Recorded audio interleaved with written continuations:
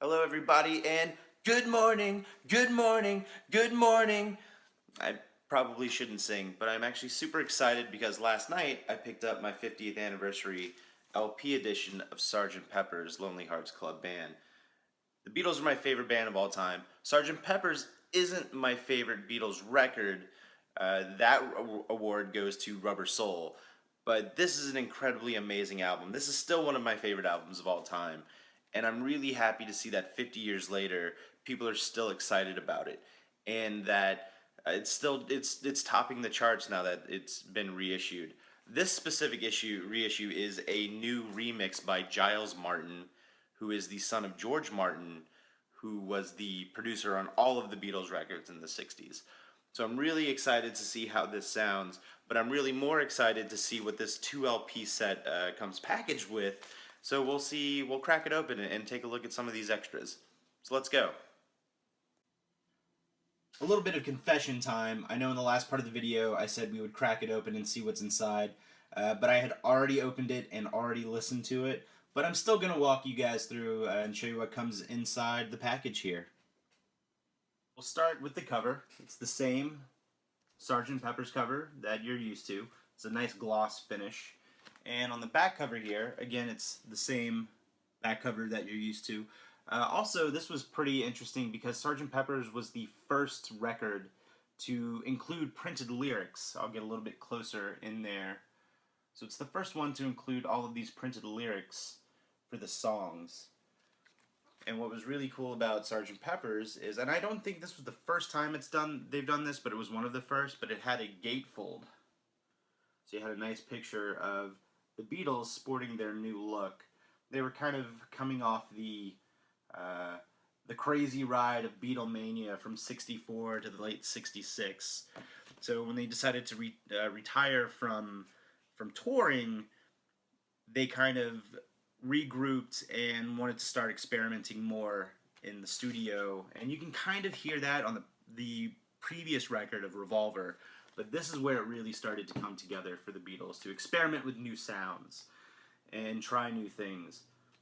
So let's look and see what's on the inside here. Okay, let's see what we have here. So here is the first LP. And you guys know not to touch a record with your fingerprints. You slide it out on the crevice of your thumb and your pointer, and then you always touch the label here. You never put fingerprints on it. I say that, but mine's a little dusty because I listened to it. So it's the first record, which is the entire album of Sgt. Pepper's. And it's pressed on this nice, heavy grade 180 gram. I'm not too terribly sure, but I'm fairly certain it helps with warping, and they don't warp as easy. Should also be noted that this is the stereo mix of the album. It's kind of this unspoken rule where the mono version of this is kind of untouchable because the Beatles worked really closely with George Martin to produce the record. So the mono mix is as the Beatles intended, and the stereo mix is kind of fair game for people to come through and tweak and play with. And let's see what else we got here. And we have another record sleeve in here. I don't own an original pressing of Sgt. Pepper, but I would assume that the reason they give you this extra sleeve is because this is what the original sleeve looked like. This sleeve right here has this nice little protective plastic coating so it doesn't scratch up your records as you're taking them inside and out of the jacket here. And something else that's in here is a nice little liner notes from Paul McCartney. And on the inside, some more liner notes from, there's a quote from George Martin from 1987. And then here's a quote from his son Giles Martin, who remixed this specific album. And a whole bunch of liner notes here from the original record, and then record 2, which is a whole bunch of outtakes and alternate takes. There's some liner notes there about those specific tracks.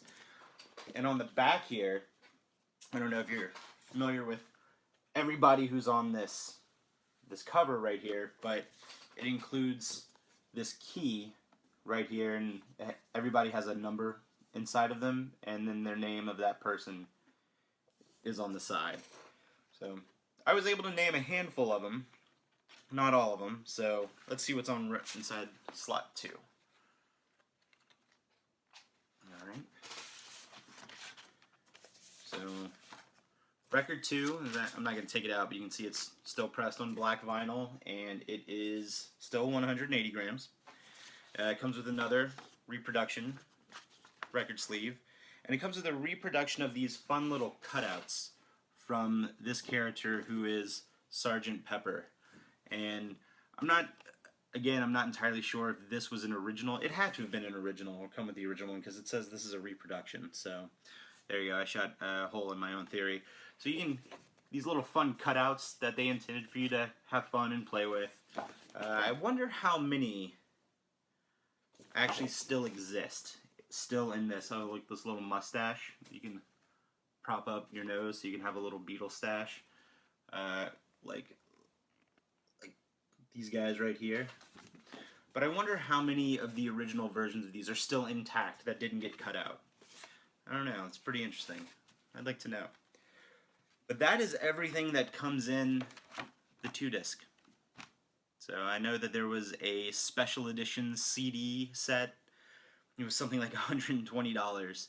I love Sgt. Pepper's. I don't think I $120 love Sgt. Pepper's unless somebody's selling me Paul McCartney's personal mono copy. Then I would pay $120, but I don't think I would pay $120 for a CD set. So we're going to drop a needle on this bad boy and listen to it again. Something else that makes this specific mix very interesting is I mentioned a minute ago how the mono version of this record is you know, it's hands off. It's like this unspoken rule that you're not supposed to mess with it. Stereo version, however, is a little bit more fair game.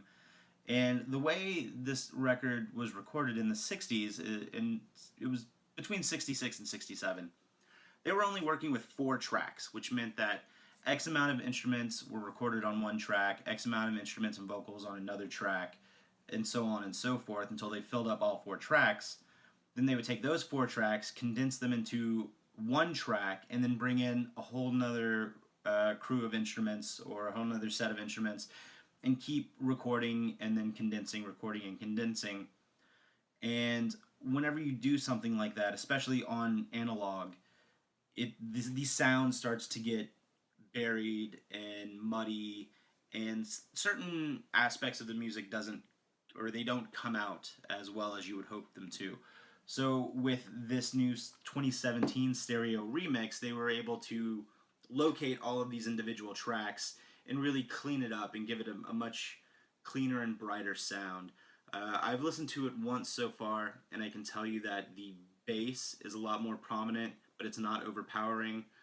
It's an overall cleaner sound, and the guitars, where a lot of the guitars used on this were acoustic, but there are a few tracks that have really hard punching, distorted or crunchy guitars, where those guitars just have an extra punch to them. And again, overall, it just sounds much cleaner and nicer. And I've been listening to the Beatles since I was 12, and I'm 34. And I can tell you I hear a lot of new stuff on this specific stereo mix.